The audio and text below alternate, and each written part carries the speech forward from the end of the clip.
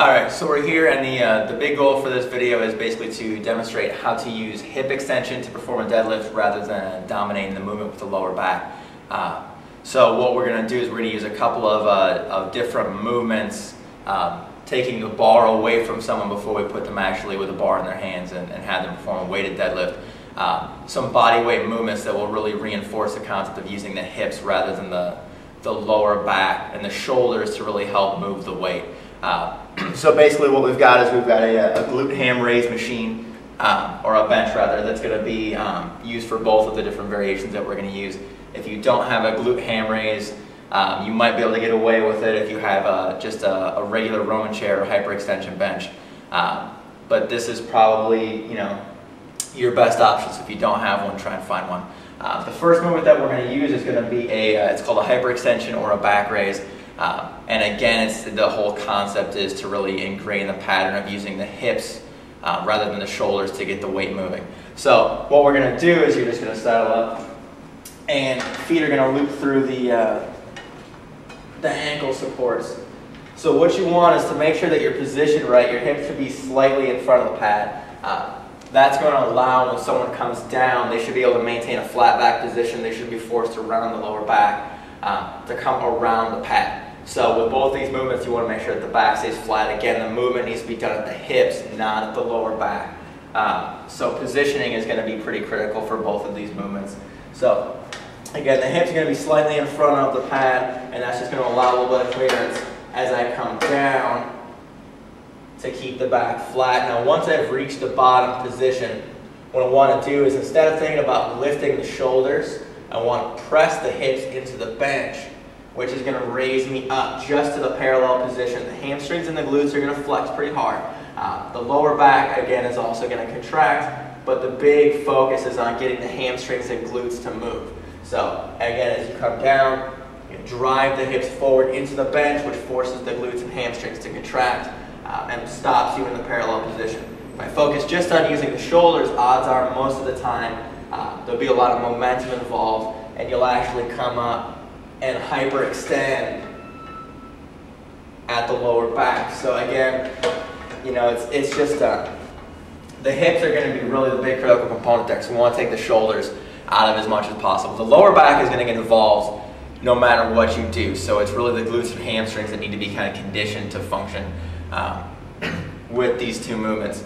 So the other movement that I've used in the past, and actually with a lot of new people that I'm training right now, is taking a similar variation, but if they're not strong enough really to do the full straight leg version, there's a way to modify it and make it a little bit easier in terms of managing the load.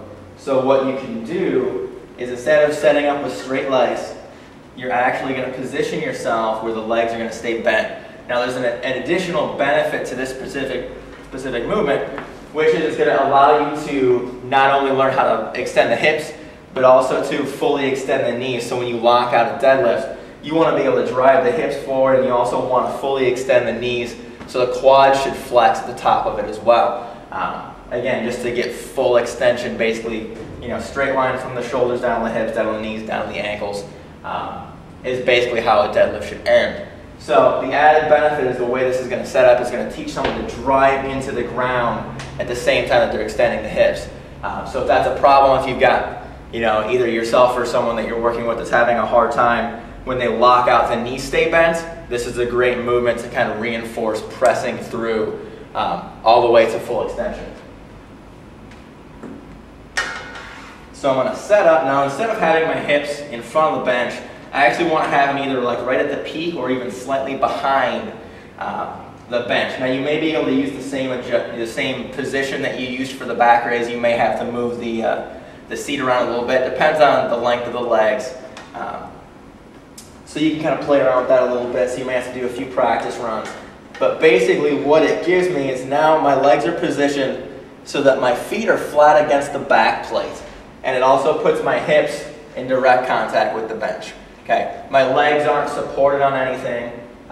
So what this does, it forces me, if I want to stay upright and not start to slide down these things, I've got to press backwards again into that plate. So it's going to teach someone how to activate the quads to complete the deadlift. So concept remains pretty similar. Arms are going to cross or hang or whatever you're going to do with that. And again, you want to keep a flat back position. You don't want to round around this. Just stop until you can't go any lower with a flat back, and then you're going to drive the hips again directly into the pad and flex up as high as you can. You feel a tremendous contraction of the hamstrings and the glutes. Again, the lower back is going to get involved no matter what you do, but again, it's just flat back, drive the hips through, and again, to complete the movement out of necessity, you'll be pressing back against the back plate of the glute ham raise to teach someone how to use the quads to finish the extension. So, like I said, that is kind of what I found to work, better than just taking a bar with someone and say, hey, let's just jump right into the deadlift. Until they can master the concept of hip extension, I don't think they should really touch a bar. So this is where I start a lot of new people with that movement. So hopefully this was a little bit of help. Let me know if you guys got questions.